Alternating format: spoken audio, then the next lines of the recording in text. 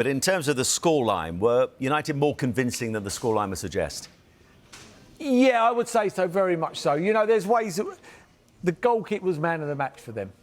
So that tells you everything. So that's better by Man United. That's better. You know, Dubravka was outstanding. That's what it's all about. You go to Old Trafford, you need your goal to be good. You don't want him not doing anything. So, yeah, I give Man United full credit.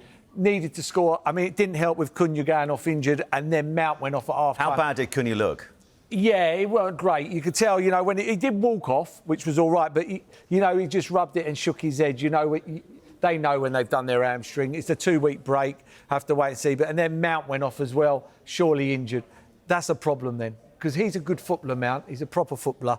And Cunha, obviously, is going to make things happen. So they just didn't put them to bed. Yeah. Burnley, and then you know what's going to happen. It happens so many times in football. And listen, 50% of Ruben Amorim's Premier League wins have all come against newly promoted sides. Burnley, another promoted side. But today, it was simply, with the context of Wednesday, must win. He did that part, but going forward, still not convincing, are they?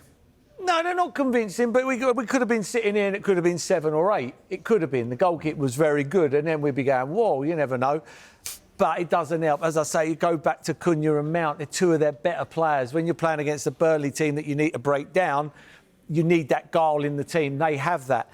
The problem is, Burnley, when they get back in the game and go 2-2, they think they can win the game. And then they go a bit gung-ho instead of being defensive. And the penalty at the end is just a poor penalty to give away. But Burnley only get beat 3-2 by a penalty, but it could have been 6 or 7 or 8. Do you know what I mean? So it covered it up a bit. But Man United, fair result.